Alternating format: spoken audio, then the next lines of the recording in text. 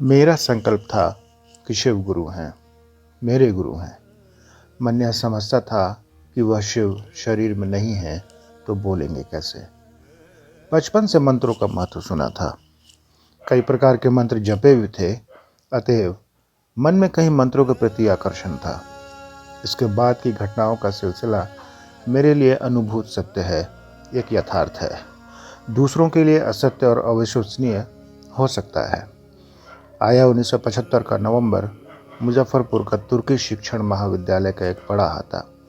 मेरे पिता बिहार शिक्षा सेवा के अधीन वहाँ के प्राचार्य थे। शाम का समय था। सुनसान हाथे में आम के वृक्ष के नीचे कुर्सी पर मैं बैठा था। मेरे बक्से और कमरे की कुंजी मेरे हाथ में थी। शीतल समीर था। अचानक हवा का एक झोंका आया और मेरी सांस के साथ नमः का प्रवेश हुआ और सांस निकली तो शिवाय निःसृत हुआ। अकस्मात अपनी बचपन की भाषा भोजपुरी में मेरे मुंह से निकला, रे रे रे रे रे, एकरे तक खोजत रहनिया। आंगन में कुछ कर रही मेरी माँ ने दूर से ही पूछा, का भुलाइल रहल। बकाहट में हाथ की चाबी जमीन पर गिर गई। मैंने चाबी उठाई और उत्तर दिया, चाबी गिरल रहल, मिल गई। प्रारंभ हुआ श्वास प्रश्वास पर अजपा जप। अभ्यास पुराना था, मिला मंत्र नया था। गुरु नए थे। साथ में शुरू हुआ चमत्कारों का सिलसिला। 1975 से 1990 तक दैवी शक्तियों से संपर्क होता गया। एक घटना आपको बताता हूँ। मेरे आवास पर वर्ष 1980 से महादेव की एक तस्वीर के सामने अक्सर चमत्कारिक घटनाएं लोगों के समक्ष हुआ करती थी। इसका शहर में शोर था। वर्ष 1983 की बात। एक रविवार को मेरे एक सीनियर उम्रदराज दंडाधिकारी मेरे यहाँ आए। उनके साथ उनका, जिनमें से एक वो भी थे जो कल मेरे आवास पर महादेव को प्रसाद खिलाने आए थे। मुझे देखते ही उन्होंने कटाक्ष भरे शब्दों में कहा, एसडीओ साहब, हरिनानंद जी कहते हैं कि उनके यहाँ महादेव प्रसाद खाते हैं, किंतु मुझे तो लगता है ये प्रेत पालते हैं, और यदि ऐसा नहीं है तो ये चलकर सिंहेश्वर मंदिर में प्रसाद खिलाएं। अपनी आस्था के प्रति ऐसे कटाक्ष सुन मेरे शब्द भी उग्र हो उठे और मैंने कह दिया कि सिंहेश्वर मंदिर में भी तो प्रेत प्रसाद खा सकते हैं।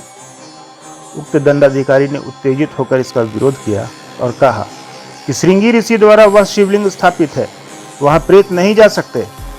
मैंने भी उनकी चुनौती स्वीकार करते हुए कहा कि आप गारंटी दीजिए तो चलिए।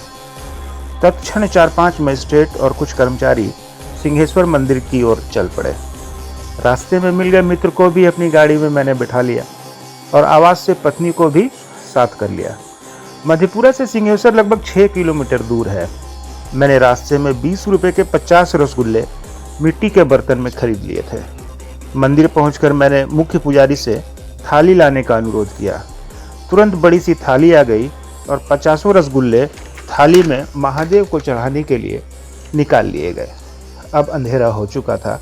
मंदिर के बाहर भीतर बत्तियां जल रही थीं, जिसकी रोशनी में मंदिर सुहावना और आकर्षक दिख रहा था। मैंने पुजारियों से अनुरोध किया कि सब लोग बाहर चलें और पट्ट बंद कर दें। मंदिर के दोनों पट्ट बंद हो गए, किंतु किवाड़ की फांक से मंदिर का भीतरी हिस्सा थोड़े तेज प्रकाश में साफ दिख रहा था।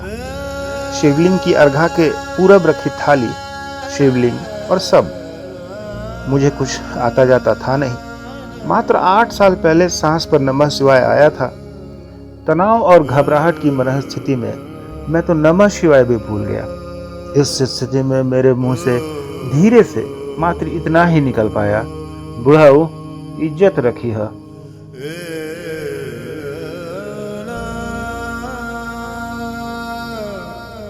यह निकला और बिजली चली गई। बिजली जाते ही मंदिर के व्यवस्थापक ने किसी कर्मचारी को तुरंत भैरव मंदिर से पेट्रोमैक्स लाने को कहा। पेट्रोमैक्स की रोशनी जैसे ही मंदिर के पूरब वाले बरामदे में आई, बिजली भी आ गई। मंदिर की किवाड़ के फांकों से स्पष्ट दिखने लगा था कि शिवलिंग की अर्घा के पूरब रखी थाल अब पश्चिम जा चुकी थी। पट्ट खुला, प्रसाद की थाल बाहर लाई गई। मैंने मुख्य पुजारी से रसगुल्लों की गिनती करने को कहा। बुलाए हमको कि चलिए आज बाबा सिंहेश्वर नाथ को रसगुल्ला खिलाएंगे हम।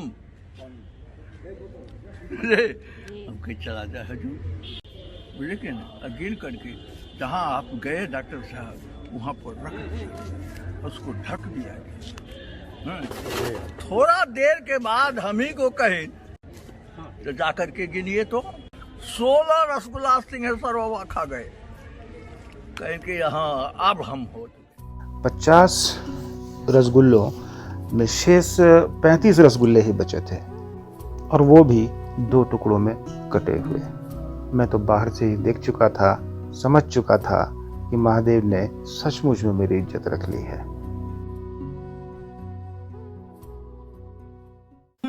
इस तरह की बहुत सी घटनाएं घटती चली गईं। एक और घटना आपको सुनाता हूँ। एक बार मैं और मेरी पत्नी 10-12 अन्य लोगों के साथ सहरसा के महिषी तारापीठ माँ के दर्शन को जा रहे थे। हम प्रसाद खरीदने मिठाई की दुकान पर रुके। पेड़े का भाव पूछा।